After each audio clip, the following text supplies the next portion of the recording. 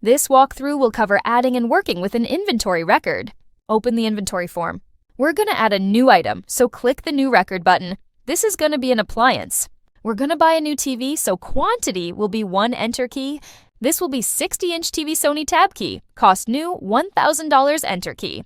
Estimated value always start off with 0. Enter key, purchase date. We're going to make that today. Enter key will leave this blank because we still own it, and other comments. I'm going to enter the serial number for the TV, so we'll type in SN for serial number, and that's 457923. I'm also going to add a photo. I have a photo of the TV. On my hard drive, I'm going to click the photo field here and paste the path to that File Control V. And that's the file enter key, and that gives me a clickable link to go look at the photo. Now I'm going to save the record. And later on, if I want to look at that photo, I can just click the link. I'll ignore this.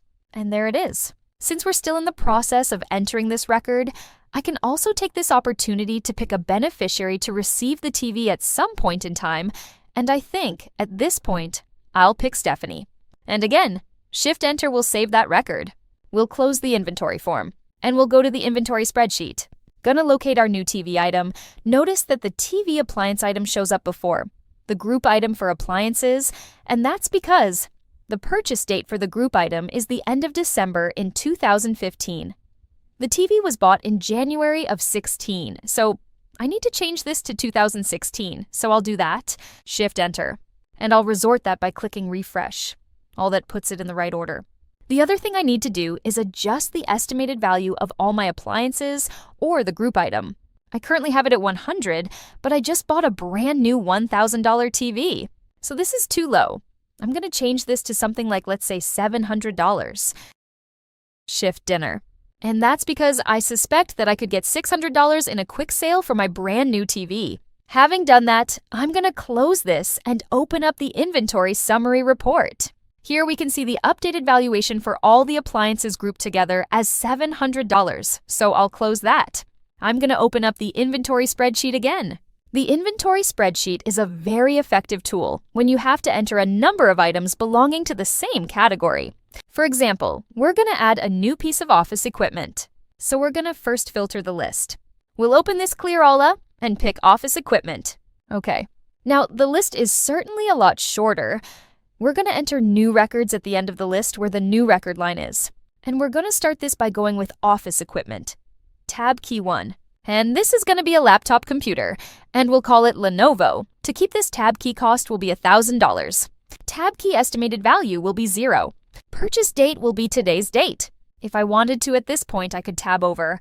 I can enter a photo here and pick the who person. We'll use the home key to navigate back to the first column. I'll save this record Shift-Enter. Columns have shifted a little bit. I'm going to fix that by tabbing over a couple times. That puts cost new back where it belongs. I'll go back to home, and I'm going to add a couple additional office equipment items. To do that quickly, I'm going to use the down arrow to get a new record. Then I'm going to use Control-. That'll copy the item above it.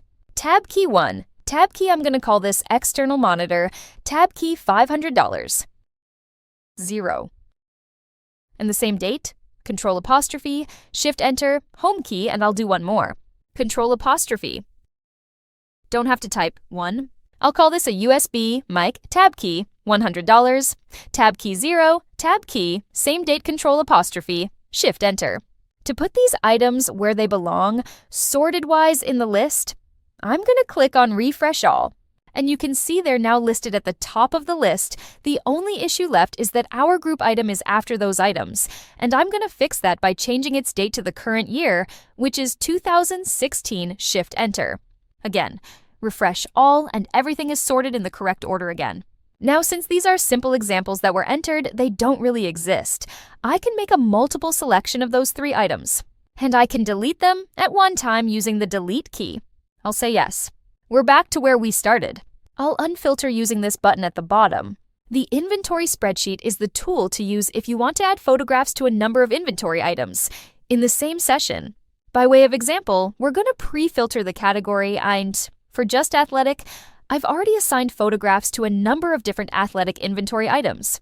Gonna scroll down. What I want to do is assign a photo to an old bike of mine, and it's this bike here. It's an old Schwinn. I keep all my photographs in a photographic database using Lightroom 6. I've located a photo of that old Schwinn bike that's this guy here. I need to get the file name and location for where this photograph lives. To do that, I'll right-click on the photo and use Show in Explorer. That's this photo here, but what I want to do is I want to get a copy of the path to that. Control-C, and I see that that's a photo number 14. In Beyond Compare 4, I'll do a folder compare. Click in the path, Control-V, Enter key, and I believe I said it was number 14. I'll double-click it just to make sure. And yes, that is the photo I want, so what I'll do is I'll select the file name, Control-CE, go back to my inventory. And I'm using this item here. I'll click in the phono column. Control-VA saves the record, and then I'll use the Enter key to test the link.